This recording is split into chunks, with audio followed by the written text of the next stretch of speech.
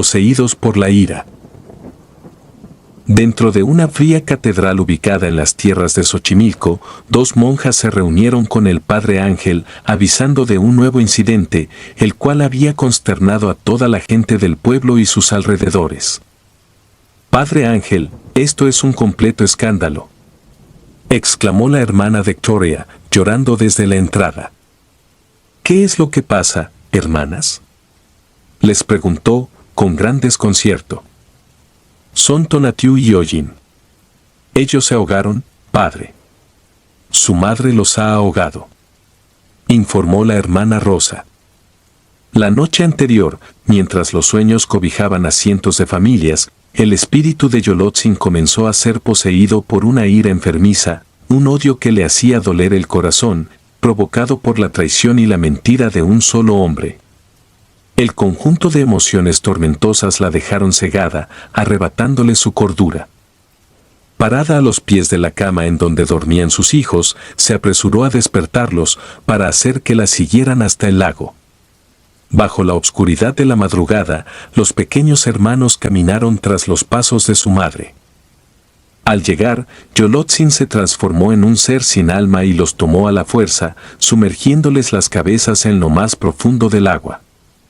Al salir, arrastró los cuerpos a la orilla del lago y los abandonó ahí, a la vista de cualquiera. Después, vestida en prendas blancas y con los pies descalzos, regresó a la casa a dormir, tal y como habría hecho en cualquier otra noche. Con el pasar de 6 horas, los primeros rayos del sol apuntaron a su rostro, despertándola de la terrible pesadilla. «¿Tonatiuh? ¿Ollin?», pronunció, al ver que no estaban en la cama. Su ropa se encontraba mojada, y eso solo podía significar una sola cosa. Mientras corría para llegar al lago, el recuerdo de la noche anterior se volvió a proyectar. Acercándose a la orilla, el rostro se le llenó de lágrimas, los cadáveres de sus pequeños hijos seguían tirados en el suelo. La pesadilla ocurrió en la realidad, y la culpa de esas muertes inocentes era obra suya. Invadida por el tormento, lanzó incontables lamentos, gritando por ellos y el mal que les había hecho. Llorando de rodillas, fue vista por 2 hombres desconocidos, los cuales caminaban cerca al lugar. De un instante a otro, ambos la vieron entrar al agua con pasos apresurados, llevándose los cadáveres. La mujer desesperada deseaba morir del mismo modo, ahogada. En cuanto el Padre Ángel supo de la tragedia, se encaminó con ambas hermanas hacia el lago. Para entonces, el sitio se hallaba rodeado de personas temerosas que, entre gritos y tartamudeos, afirmaban haber visto a una mujer de horrible aspecto, levitando y alejándose de allí con lentitud. Las noches que antes eran serenas y silenciosas, se volvieron espantosas e infernales para las familias cercanas. Si la luna se dejaba ver con un brillo inusual, temblaban la tierra y las paredes, anunciando la llegada del espectro que vagaba en castigo. Los padres de familia resguardaban sus puertas, del miedo, los niños se cubrían las caras con sábanas y las monjas se ponían a rezar por clemencia, con las manos temblorosas. Con tenebrosos gritos de angustia, el fantasma recorría cada calle, impregnando de dolor y tristeza el camino. Las madres también lloraban al escucharla, sintiendo el mismo pesar. Decían los valientes que se atrevían a mirar por las ventanas, que el andar de la mujer se terminaba en el interior de una iglesia, de la cual ya no se le veía salir. Los atormentados la apodaron como La Llorona, porque su llanto era como ningún otro, capaz de estremecer a hombres y mujeres, niños y animales. 1 año se cumplió de la tragedia, y sus tormentosos gritos, en lugar de cesar, se volvieron más constantes e intensos. Debemos encontrar la forma de que este espíritu encuentre el descanso, advirtieron las hermanas al Padre Ángel. Por mucho que hemos orado y bendecido los suelos, no logramos hacer que se marche. Considerando las alternativas menos convencionales, el padre pensó en hacer algo arriesgado. Bueno, hermanas, si Yolotzin no descansa porque sigue en busca de sus niños, entonces hay que poner niños en su camino para hacerla creer que ha recuperado a sus hijos. La hermana Victoria lo interrumpió, expresando su completo desacuerdo.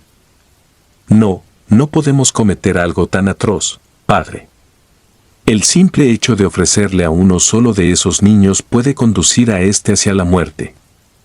En respuesta, el padre Ángel se mantuvo en lo dicho, seguro de que esa sería la única solución efectiva.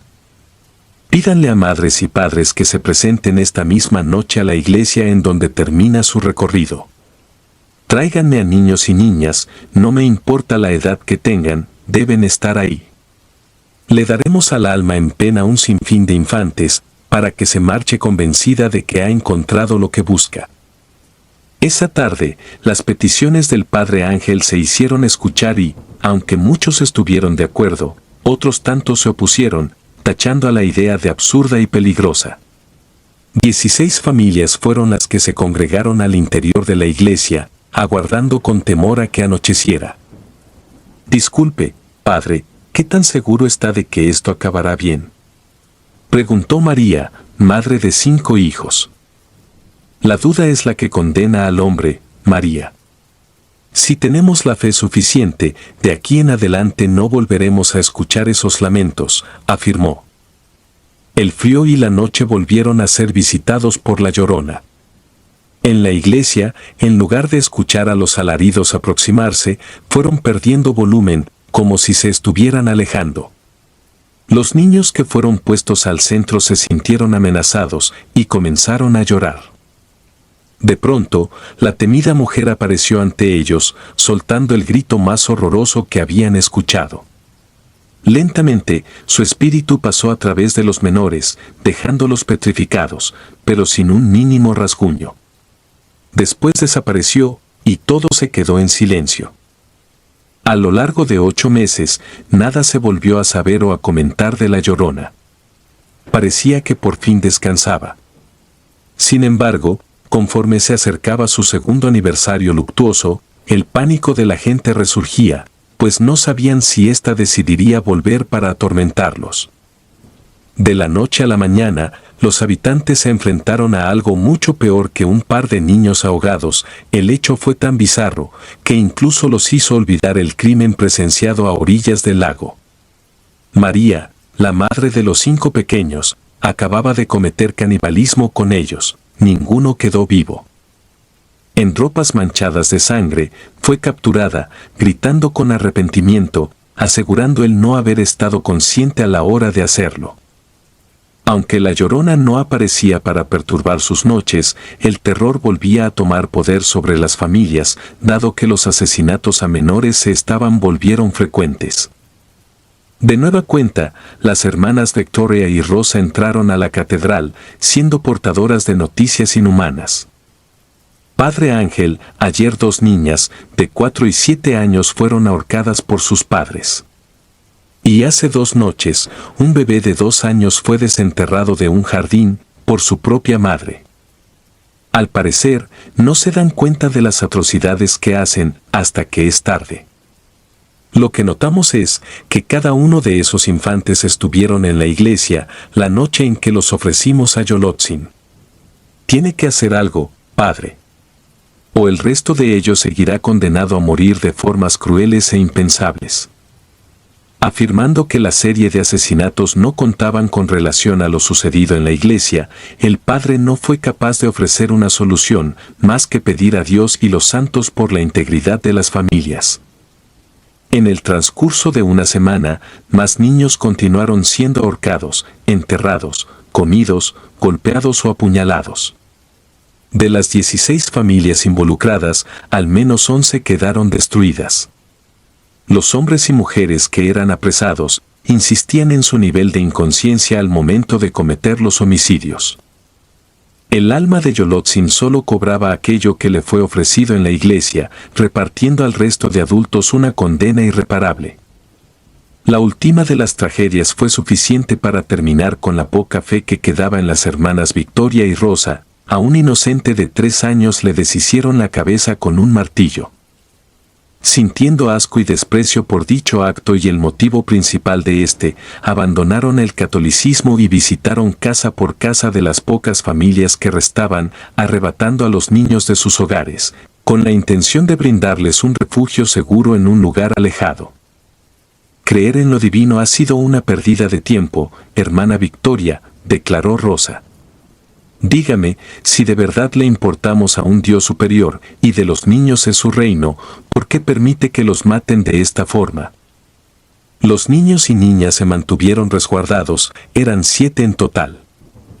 Cuando se le exigió al padre Ángel apoyo para encontrar a los niños robados, éste se sumó al propósito, guiándolos a los posibles lugares que se le ocurrían.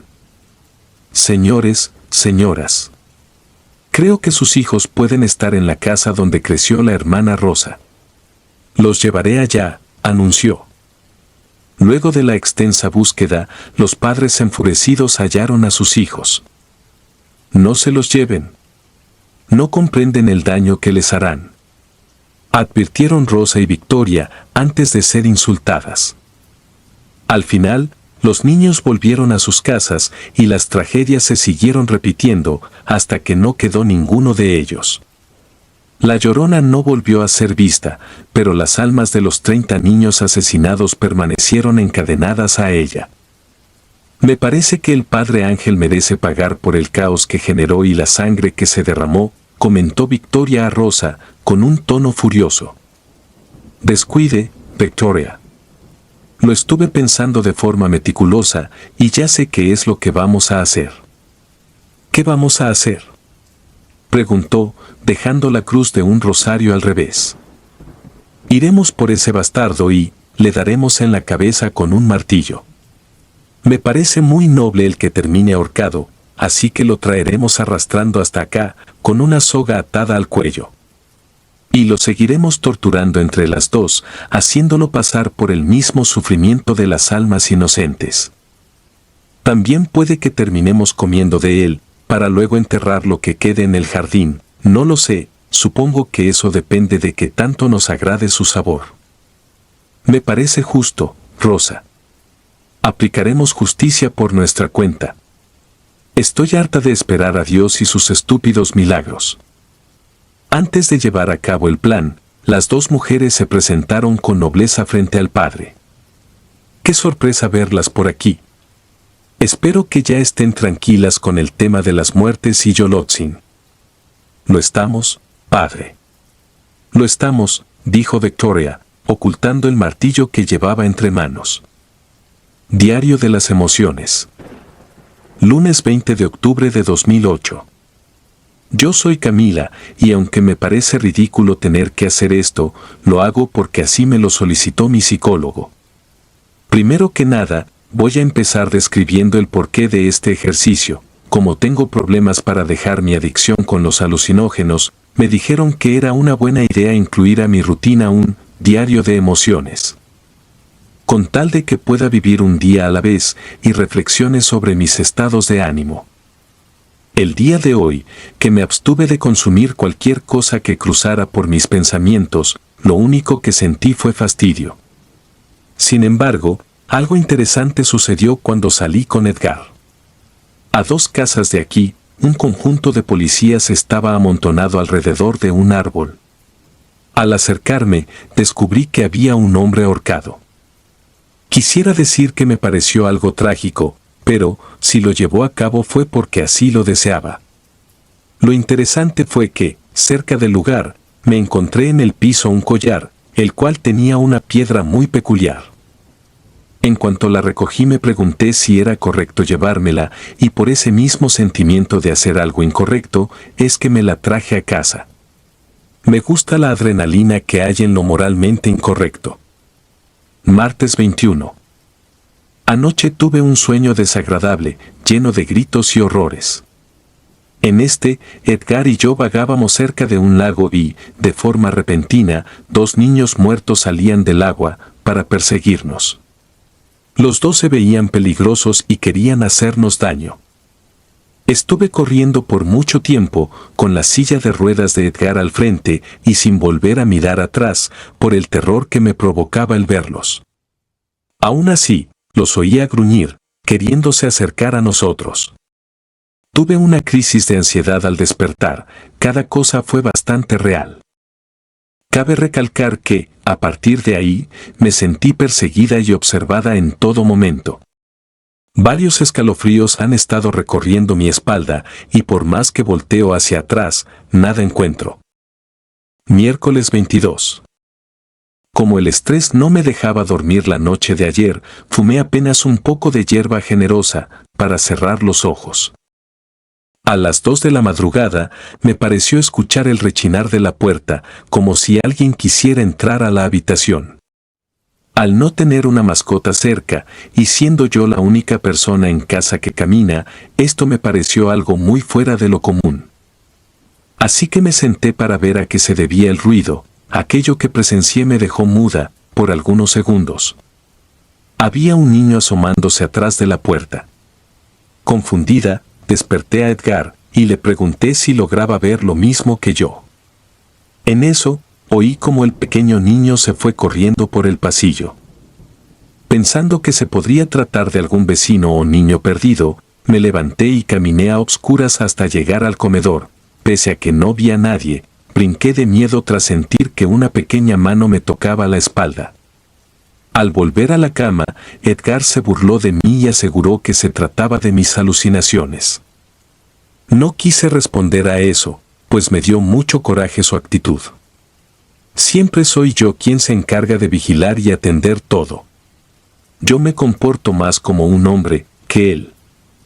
Ya en la tarde, en cuanto regresé del trabajo, tuvimos una pelea, porque él seguía diciendo que mi susto de anoche fue causado por las drogas. Para decorar el doble mi situación, me quemé el abdomen de forma inexplicable, frente a la estufa. Una de las llaves del gas se abrió sola y el fuego de enfrente se extendió hacia mí. Jueves 23. Anoche volví a soñar con los niños del lago. En esta ocasión, ellos me tiraban al agua y parecía estar felices con ello. Morí en esa pesadilla y desperté angustiada, teniendo los ojos de esos infantes sobre mí. Los dos me observaban, inclinando sus cabezas sobre mi rostro. Grité llena de pánico, quería quitármelos de encima. Edgar se despertó alterado. Hay 2 niños en la casa. Traté de explicarle, los labios de estos son morados y la piel pálida. A raíz de mi ansiedad, Edgar me levantó la voz, subestimando mis palabras, insistiendo en que el problema era mi mente. Esto desató otra extensa pelea, en la cual parecíamos más enemigos que pareja. Viernes 24. Quiero irme de aquí. Necesito abandonar la casa y pedir ayuda. Esto lo escribo encerrada en el cuarto, con seguro en la puerta. Esta tarde, al regresar del trabajo, Edgar me preguntó por la piedra que guardo bajo la almohada, así que le tuve que contar en dónde la encontré. Fastidiada de la hostilidad con la que nos hemos estado tratando, fumé una cantidad considerable de aquello a lo que, se supone, ya no debería acercarme. Como a 1 hora de estar fumando, escuché a Edgar hablando en el comedor. Intrigada por saber con quién conversaba, caminé hacia allá. Edgar estaba junto a los niños de mi sueño. Los 2 seres diminutos se sentaron frente a él con una mirada colérica. Confieso que yo misma sospeché de una posible alucinación. Impactada, puse mi mano sobre la cabeza de uno, y lo que sentí fue demasiado real. El pánico me orilló a encerrarme en la habitación. Ahora no sé qué hacer ni cómo salir de aquí. Sábado 25. No puedo creer las atrocidades que he vivido en menos de una semana.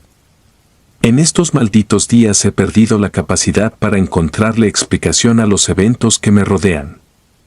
Hoy estoy en la casa de mis padres, porque tuve que escapar de la mía.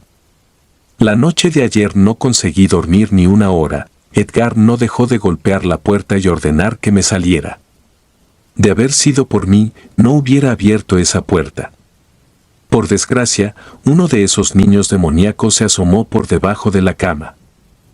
Salí de ahí gritando por ayuda, hasta que por fin pude llegar a la puerta principal y salir de la casa. No tengo la menor idea de qué pasará en los próximos días, lo único que sé es que el horror me tiene llorando. Domingo 26. He vuelto a mi hogar, a pesar de que no era mi plan principal.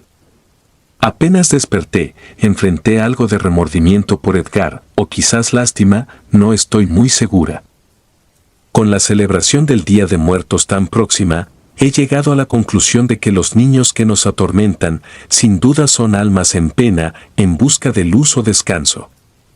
Como no soy experta en el tema, mi mejor idea fue ir por agua bendita a la iglesia, dulces y juguetes diminutos, para ponerlos sobre una ofrenda. Cuando llegué a la casa, encontré a Edgar, tumbado en el suelo. Dijo que los dos niños lo habían empujado. Camila, los pequeños hermanos se han molestado porque te fuiste, dijo, un tanto delirante. A esto me refiero cuando digo que no es capaz de estar sin mí.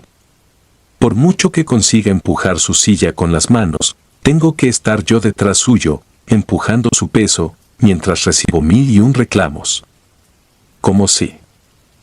Acabo de armar una enorme ofrenda para este insoportable par, con la intención de que nos dejen en paz y se larguen. Lunes 27. Esto es en serio, no volveré a dormir junto al infeliz de Edgar. Mi novio, mi propio novio, quiso matarme anoche. Una vez que puse la ofrenda y nos fuimos a dormir, este alzó un cuchillo sobre mí, el cual iba directo a mi garganta. De pura suerte me pude mover lo suficiente y terminó clavándoselo a la almohada. Comportándose como un demente, este me dijo: es necesario morir ahora. Solo de esa manera podremos estar con Ojin y Tonatiuh.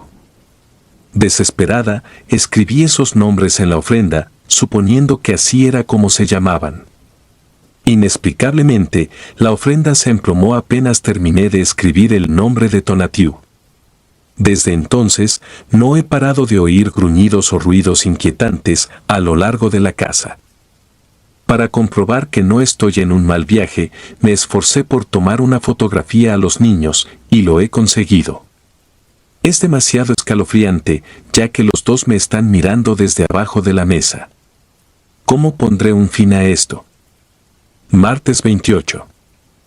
Estoy en shock, en verdad no lo puedo creer. Entre una investigación que hice por internet, me parece que acabo de descubrir quiénes son en realidad Tonatiuh y Ojin. Por imposible que parezca, los niños que molestan en mi casa son los hijos de la Llorona. Estoy bastante consciente de lo enfermizo que suena, pero esa es la única posibilidad que me parece coherente, considerando sus nombres y las pesadillas en el lago. Mientras más trato de asemejar la realidad, más siento que pierdo la cabeza. Ahora estoy convencida de tener que viajar a Dolores, Guanajuato, para cerrar este horroroso ciclo de tormentos. Ahí está construido un gran monumento a la madre de ambos. Por lo que leí, hace ya más de 400 años, personas cercanas a la zona eran atormentadas por apariciones del horrible espectro. Luego de algunos exorcismos fallidos, los habitantes cooperaron lo necesario para que el monumento se colocara. Los expertos dijeron que, con esa construcción sería suficiente para contener al alma en pena y darle relativo descanso. Muchos dudan que la leyenda sea cierta. En lo personal, después de lo que ya he visto, no dudo en absoluto. Estoy segura de que esa piedra que recogí está maldita. Yo misma he causado mi desgracia. Miércoles 29. Estoy cansada de Edgar. Que se vaya al demonio. Intenté explicarle acerca de lo que leí ayer y de lo necesario que es el viajar hacia el monumento.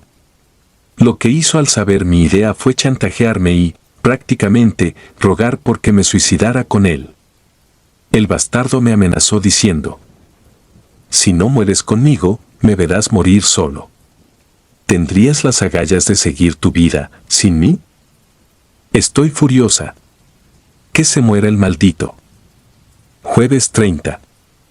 Acabo de hacer lo impensable, y no me arrepiento. Edgar continuó con el mismo chantaje de ayer, acabando con la escasa paciencia que le guardaba. Con la ira que he acumulado por meses, le aventé a la cara una bolsa de plástico junto a una caja de somníferos. Luego de que te tragues las pastillas, asegúrate de amarrar bien la bolsa a tu cabeza, para que te asfixies en mi ausencia. Le grité. Nunca creí que sería capaz de humillarlo de esa manera. Y, sin embargo, inclusive me atreví a confesarle sobre mi aventura con Fernando, la cual empezó hace unos 3 meses. Antes de marcharme, le dije que seguía con él por lastima. Viernes 31. Acabo de llegar a un hotel de Guanajuato, en compañía de Fernando. Es de noche y hace mucho frío. Durante todo el camino estuve viendo a esos 2 niños de piel pálida, sentados en el asiento de atrás.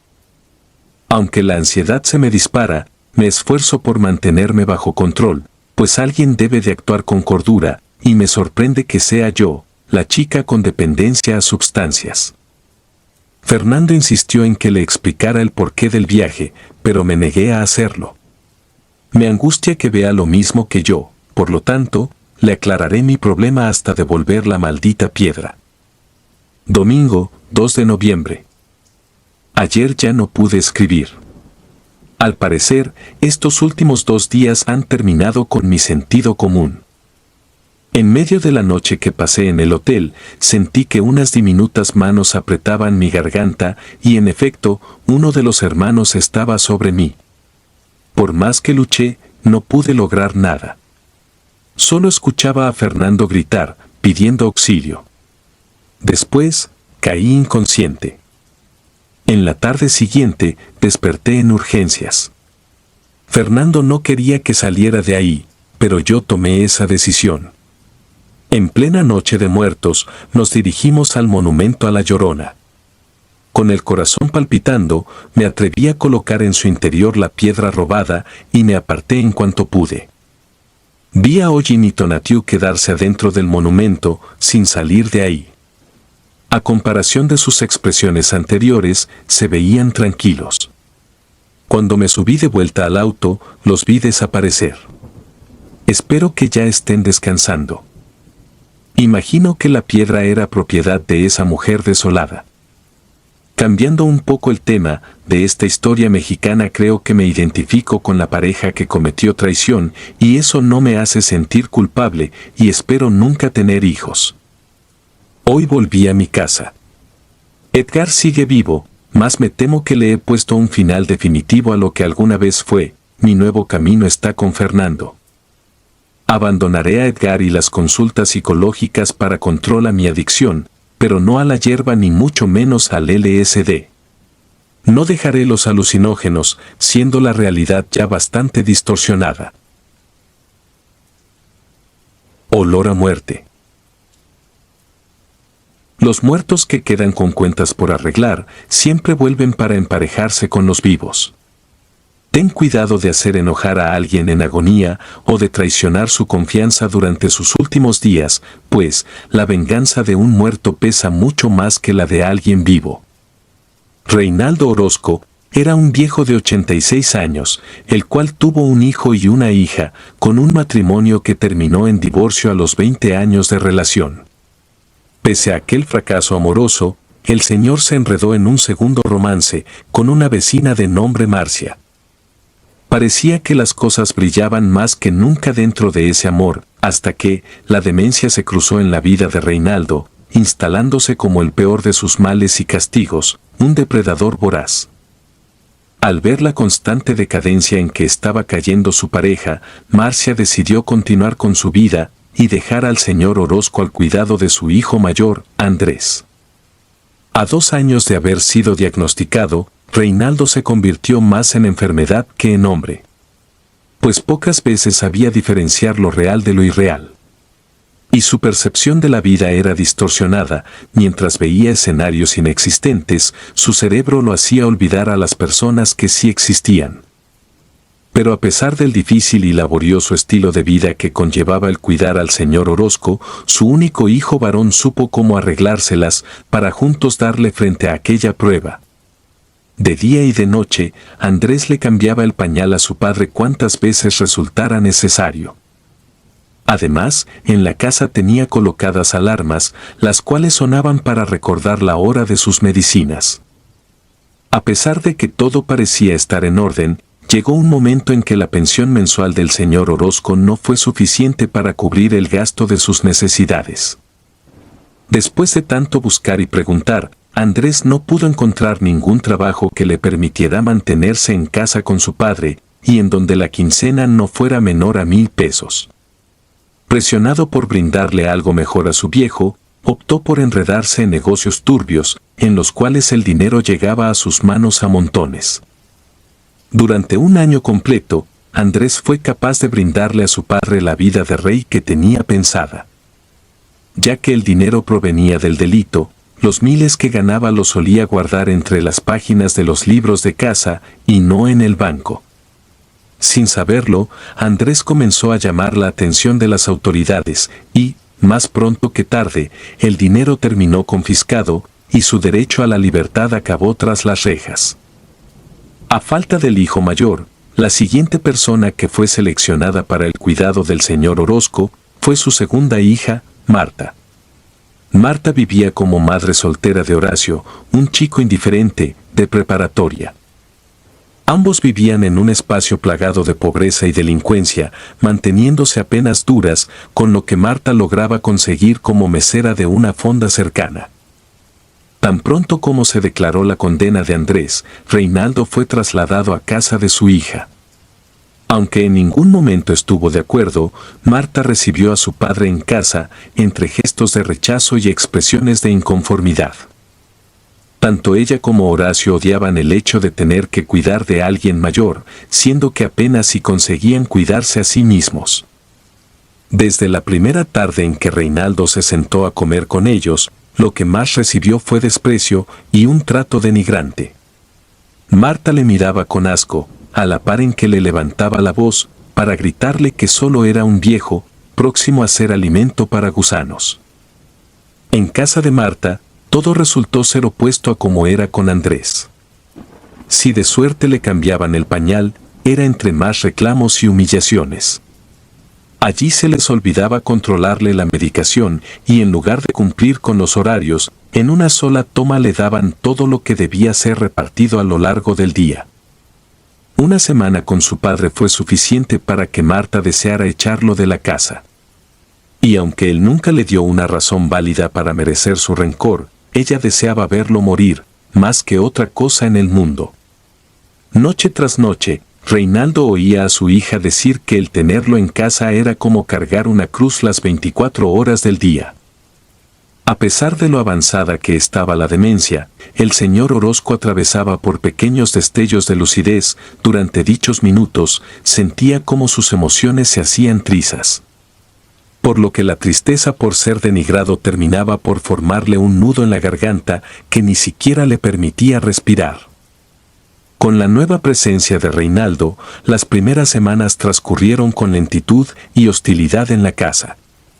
Sabiendo que no había persona que se entrometiera en los cuidados del señor, Marta incluyó castigos en su rutina con tal de arrastrar a su padre al punto de odiar la vida. Si Reinaldo se despertaba hablando solo en la noche, Marta le metía calcetines en la boca para hacerlo callar. También, cuando por accidente a éste le ganaba en el pañal, ella lo limpiaba con agua helada, solo para contemplar su rostro de sufrimiento. A un mes de la llegada de su padre, Marta pasó a cobrarlo de la pensión. Después, apenas entró a la casa, le mostró los billetes a Reinaldo, mientras se burlaba en su cara, y le decía que todo el dinero lo iría a gastar en cigarros y alcohol. Durante la tarde, tal y como dijo su amenaza, Marta llevó a la casa botellas de tequila y cajetillas de las más costosas. Y sin mínimo rastro de decencia, invitó a su hijo a que fumara con ella. Mientras que mantenían una conversación sobre los escasos planes a futuro, los dos se dedicaron a echar humo en la cara de Reinaldo. Ante las actitudes apáticas de su hijo, Marta le dio el consejo de abusar de los demás en todas las formas que le fuesen necesarias hasta haber conseguido escalar sobre los otros y alcanzar sus propios objetivos. Pues su percepción de la vida era tan retorcida, que incluso le dijo a Horacio que era válido caminar sobre la integridad de la familia. A partir del tercer mes en casa de Marta, los verdaderos cuidados hacia el señor Reinaldo dejaron de existir. Cuando el creciente fastidio de Marta rozó los límites, ésta terminó por dejar a su padre abandonado en una de las habitaciones, amarrado a la cama. Ahora Reinaldo comía solo cuando su hija lo decidía, su pañal era cambiado cada tercer día, y el beber agua dejó de ser un derecho, y se convirtió en una clase de condicionamiento. Una tarde en que Marta se dignó a entrar a la habitación, para ver a su padre, lo encontró inmóvil, con la boca reseca y la vista perdida, parecía que se estaba ahogando, y suplicaba por ayuda. Por un instante, Marta pensó en dejarlo en ese estado, para por fin verle morir. Y a pesar de ello, terminó por llamar al número de emergencias, tan solo por el interés de seguir cobrando lo de la pensión. Cuando el señor Reinaldo fue ingresado a emergencias, lo recibieron bajo un severo estado de deshidratación, en conjunto con una anemia grave. Durante el segundo día de hospitalización, su antigua pareja lo fue a visitar, expresando apoyo hacia Marta. Sin saber que se estaba acercando al principal agresor de Reinaldo, Marcia cometió el error de contarle a Marta un secreto acerca de su padre. Con la intención de aminorar las supuestas preocupaciones de la mujer, Marcia le confesó a Marta que, desde años atrás, el señor Orozco le había dejado asignada una tercera parte de sus bienes, todas firmadas bajo testamento. Ante la aclaración, Marta no sintió la mínima sorpresa, pensando que su padre tenía poco por ofrecer. Sin embargo, cuando ella le preguntó a Marcia sobre el estimado de dichos bienes, la señora le habló sobre una reserva de ahorro secreta, destinada a ella, por ser la más necesitada de sus dos hijos. Platicando más a fondo, se enteró que dicha cantidad rondaba cerca de los 80,000 pesos. Si bien no se trataba de millones, Marta se sintió eufórica de imaginarse en posesión de todo ese dinero. Tan pronto como Reinaldo fue dado de alta, su hija comenzó a hacerse de ideas enfermas en la mente. En silencio, ideó un plan despiadado, el cual involucraba el asesinato de su propio padre. Pensó en estrategias para pasar desapercibida y en una libreta apuntó una lista de los deseos que quería llevar a cabo con el dinero, en cuanto éste estuviera en sus manos. Gustosa por la abundancia que le aguardaba, Marta mejoró su atención hacia su padre, sabiendo que su final estaba cada vez más cerca. Entre sonrisas llenas de perversidad, le daba de comer en la boca, mientras le decía que pronto llegaría al lugar en que merecía estar, dentro de un ataúd, sepultado bajo tierra. A poco de concretar la parte más importante del plan, Marta condujo hacia la cárcel para hacer una visita a su hermano y burlarse de su falta de libertad. Desde que ella entró, Andrés notó en ella una actitud más altanera de la acostumbrada. Pues solo con verla a los ojos, supo que su padre corría peligro.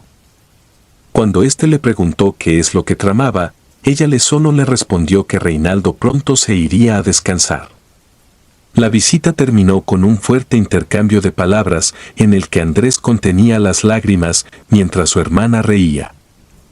De vuelta a la casa, Marta siguió fantaseado con los 80,000, imaginando que pronto se iría de viaje a la playa. Ya al caer la madrugada, Marta se adentró en silencio a la habitación donde dormía su padre. De manera detenida, tomó la almohada más robusta y gruesa de la cama. El señor Orozco abrió los ojos de forma súbita, como si hubiese tenido conocimiento de las intenciones de su hija. Con una larga sonrisa y un tono cruel, Marta le susurró al oído que pronto estaría más podrido que la carne bajo el sol, oliendo a muerto y con un corazón paralizado. Dicho eso, la mujer se convirtió en una bestia. Para evitar que Reinaldo pudiera defenderse, ésta se sentó encima de él, mientras presionaba la almohada contra la cara de su padre. El hombre trató patalear y también de gritar, pero sus intentos fueron inútiles contra la fuerza de su hija, de 80 kilos. Después de casi 3 minutos de agonía, el señor Orozco se desvaneció y su corazón dejó de latir. En cuanto Marta verificó que, en efecto, había muerto, salió de la habitación entre pasos apresurados y escondió la almohada en uno de los armarios. A la mañana siguiente, Marta actuó consternada frente a su hijo, aparentando desconcierto. Horacio sospechó desde el primer momento, y, aun con ello, no fue algo que le escandalizara o representara una pérdida significativa. Las pocas personas que asistieron al entierro compadecieron a Marta, llenos de pesar. Como si se tratara de un juego, la mujer lloró sin parar, gritando que se sentía destrozada. Mientras que por fuera aparentaba dolor, por dentro se regocijaba, emocionada por recibir su herencia. Pasado el entierro, se acordó que el testamento se abriría en el lapso de un mes. Aunque la cantidad de tiempo por esperar no era la más larga, Marta sintió que esos 30 días serían una eternidad. Una vez que el señor Orozco quedó fuera de la casa, su hija se dedicó a desechar sus pertenencias, gustosa por haber terminado con la época de dar asilo a un viejo. Una tarde, mientras que ésta se dirigía al camión de la basura, con bolsas llenas de la ropa de Reinaldo, percibió de cerca un insoportable olor a muerto. Marta se detuvo durante unos segundos, mirando alrededor, sin encontrar el causante a semejante peste. Al entrar de nuevo a la casa, el aroma no se redujo, sino que se intensificó. Envuelta en la confusión, se puso a buscar rastros de algún animal muerto. Por lo fuerte que era el olor, pensó que se trataba de algún animal de gran tamaño. Al final, por mucho que se la pasó buscando, nada consiguió hallar. Al día siguiente, Marta salió al centro comercial en busca de algún aromatizante fuerte que pudiera acabar con el horrible olor. Antes de subir al auto con las bolsas de las compras, de nueva cuenta percibió ese olor fétido e insoportable. A lo largo de la tarde, descubrió que éste no solo se concentraba en su casa, sino que la perseguía a donde fuera. Por extraño y desagradable que le pareció aquel fenómeno, se obligó a resistir las náuseas hasta encontrar el causante. Durante la noche, antes de irse a dormir, Marta permaneció más de una hora dentro de la ducha, exagerando en la cantidad de champú y jabón, por creer que la causa del olor se encontraba en ella. Y de manera súbita, algo empezó a golpear desde afuera la pequeña ventana del baño, pues era como si alguien insistiese en golpear cada vez con mayor fuerza. Por lo que Marta salió del baño, aterrada. Luego de vestirse rápidamente, le pidió a su hijo que la acompañara a dar un vistazo afuera, pues estaba convencida de que alguien merodeaba por los alrededores. A pesar de que ambos salieron con cuchillos en mano, no encontraron ni animal ni persona cerca de la casa. Para calmar los nervios provocados por los golpes en el baño, Marta se sentó sola en el comedor a beber vodka y tequila durante 2 horas. En el momento en que el mareo le hizo perder la coordinación, se marchó a dormir, cerrando las cortinas del cuarto. A mitad de la madrugada, soñó que el cadáver de su padre la observaba desde afuera de la ventana. El sueño se sintió lo bastante real. Acostada en la cama y con el aliento a alcohol, veía a Reinaldo intentar abrir dicha ventana.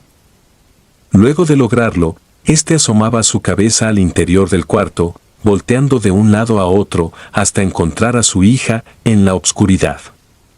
Con un gesto que reflejaba rabia, metía la mitad de su cuerpo a la habitación y con las manos en alto, trataba de agarrar el cabello de su hija. Marta se sentó y empezó a gritar, aterrorizada. En cuanto Horacio entró a la habitación para ver qué estaba sucediendo, Marta corrió a él y le habló de su pesadilla. Marta le aseguró que había visto a Reinaldo, tratando de entrar por la ventana. De pronto, ambos se estremecieron, pues vieron que la ventana se encontraba abierta, igual que en el sueño. Horacio trató de darle una explicación congruente al suceso y terminó por culpar a su madre y su estado de ebriedad. Desde que amaneció, Marta mantuvo el pensamiento de que lo ocurrido en la noche había sucedido en verdad. Sin embargo, no existía una explicación y ni siquiera era posible algo como eso. Pensar en que su padre andaba por ahí, vigilándola de cerca, aguardando su turno de cobrar venganza. La posibilidad resultaba absurda, ya que carecía de razón. Cumpliendo una semana del asesinato de Reinaldo, los sucesos sin explicación se siguieron presentando. Marta recordó lo que estaba haciendo hace una semana, a esa hora exacta, recordaba la presión puesta en la almohada y los pataleos de su padre. Con la puerta del cuarto cerrada y la vista a obscuras, se puso a revivir tanto a las mejores como las peores experiencias que vivió al lado de él. Revivió las risas, pero también los regaños, aún sin sentirse culpable. Mientras que seguía viajando en las memorias, un sonido conocido interrumpió el silencio de la casa. Ella lo reconoció enseguida, pues la trasladó a su infancia. El ruido proveniente del pasillo era el de los zapatos que el señor Orozco acostumbraba a usar en sus mejores días. Detrás de la puerta se le escuchaba ir y venir, constantemente, como si estuviese caminando de un lado a otro. Ni Marta ni Horacio tuvieron el valor suficiente para salir de sus habitaciones y averiguar qué ocasionaba el sonido de aquel molesto andar. Pero Marta estaba segura de que era su padre, queriéndola intimidar. Y aunque no podía darle una explicación, sabía que el hombre se encontraba en casa de alguna u otra manera. Y de pronto se oyó como si alguien entrara al cuarto en donde Reinaldo murió. Ese alguien, o ese algo, empezó a saltar sobre la cama, cada vez con mayor insistencia, queriendo llamar la atención. Pero Horacio no pudo soportar ni las dudas ni el rechinar de la cama, por lo que salió de su cuarto con una navaja. Al abrir la puerta del otro cuarto, no encontró a nadie, mas la ventana había quedado abierta, como si el culpable al escándalo hubiese escapado. Y al día siguiente, la casa se llenó de moscas y larvas, como si alrededor mantuvieran ocultos cientos de cadáveres. La peste alcanzó un punto insoportable que los hacía tener náuseas. Llenándose de cobardía, decidieron sellar cada entrada y bloquear las ventanas. Dado el terror de la madrugada anterior, dejaron las luces de toda la casa encendidas, las del patio, la cocina, las recámaras y también la del baño. A lo largo de la noche, las moscas se continuaron multiplicando, como si emergieran del interior de la casa y no de sus afueras. Durante 2 horas, Marta intentó dormir, sin conseguirlo. Pues el aroma fétido le revolvió tanto el estómago, que se tuvo que levantar a vomitar, cerca de las 2 de la madrugada. De rodillas frente al retrete, asumió que todos los eventos extraños eran un castigo enviado por su padre. Y solo hasta ese momento, tuvo arrepentimiento por las torturas que le hizo sufrir. En cuanto ésta salió del baño, moribunda y con los labios resecos, Horacio la llamó desde su habitación. El joven tenía la cara pálida. Al preguntarle el motivo de su mal estado, Horacio le insistió a Marta en que había visto a su abuelo, asomándose desde afuera de la ventana. De la impresión, ella se negó a creerle, a pesar de que, muy en el fondo, sabía que su hijo le estaba diciendo la verdad.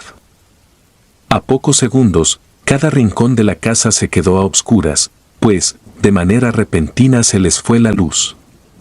El terror dejó a Marta sin poderse mover. Por lo que Horacio tuvo que dejarla sola para ir en busca de alguna linterna. Y en cuanto su hijo salió de la habitación, el teléfono de la casa comenzó a timbrar. Ambos cayeron en pánico, puesto que era imposible recibir llamadas cuando no había nada de electricidad en la casa. Llenos de cobardía, se limitaron a oír el tono de llamada sin atreverse a contestar. Pero por más resistencia que mostraron, el teléfono continuó sonando, cada vez con mayor insistencia. Marta caminó por la oscuridad del pasillo, hasta que finalmente llegó al teléfono. Consternada, levantó la bocina y le preguntó a la persona del otro lado quién era. La risa de su padre se escuchó a gran volumen, armando un escándalo. Marta no paraba de decir que aquello era imposible. En medio del shock, la voz de Reinaldo le contestó que, definitivamente, sí era posible. Antes de colgar, con una voz ronca y molesta, pronunció desde donde estaba. ¿Sientes eso, hija? Es el olor a muerte. De tanto horror, Marta se desvaneció, dejando caer el celular junto a ella. Cuando Horacio la hizo reaccionar, la luz había vuelto, aunque las moscas y la peste permanecían. Y al ver a su madre abrir los ojos, Horacio le preguntó si creía en los zombis. Marta no supo qué responder, lo único que sabía era que su propio padre la estaba acechando. A la mañana siguiente, otra llamada entró al teléfono de la casa, eran los encargados del cementerio en el cual fue enterrado Reinaldo. Demostrando pena, hablaron en voz temblorosa para informarle a Marta que la tumba de su padre había sido allanada y no quedaban rastros de su cuerpo. Para soportar la enorme ansiedad, Marta tomó vasos completos de ron antes de dirigirse al panteón. Al llegar, por más que buscó recibir atención, parecía que el lugar se hallaba solo. Pensó que, quizás, los empleados estaban en su hora de comer. Entre su estado que la hacía desvariar, tuvo el impulso de entrar al panteón sin avisar ni aguardar a que alguien se presentara. Durante unos minutos, caminó en busca de la tumba de su padre, inquieta por imaginar lo que le podría esperar. Conforme más se aproximaba, mayor se hacía la peste a cadáver. Nerviosa, miró a su alrededor, creyendo que alguien o algo la perseguía. Sin embargo, no encontró nada. Faltando poco para llegar, se quiso convencer de que todos los sucesos inexplicables de los últimos días habían sido fabricados por su imaginación. Pensó que, lo más seguro, era que llegaría a la tumba de su padre y ésta estaría en perfecto estado. De frente, a la lápida marcada con el nombre de Reinaldo, encontró un agujero enorme en la tierra, en donde el ataúd de su padre se encontraba abierto. Por lo que en ese instante, Marta quiso salir huyendo, pero, al voltear a la dirección contraria, chocó de frente contra Reinaldo, quien había mantenido de pie, observándola hasta encontrar el momento oportuno. Ella gritó por auxilio, mientras le suplicaba a Reinaldo que no le hiciera daño. El señor Orozco la sujetó con toda su fuerza del cuello, presionando sus dedos para hacerla perder la respiración. Luego de que su piel se tornase de un color morado, Marta cayó a sus pies, muerta. Cuando los encargados del panteón regresaron al lugar, encontraron a la mujer adentro del ataúd, rodeada de moscas. Por mucho que trataron de buscar y de investigar, continuaron sin dar con los rastros de Reinaldo. Lo que nadie sabía, era que ahora planeaba su siguiente venganza, teniendo a su nieto Horacio como siguiente objetivo. Si disfrutas de los relatos, te invitamos a apoyarnos con un like y un comentario, ya que eso nos ayuda muchísimo. Además, si aún no estás suscrito o suscrita, te animamos a formar parte de la comunidad del terror. Muchas gracias por escucharnos y por tu apoyo.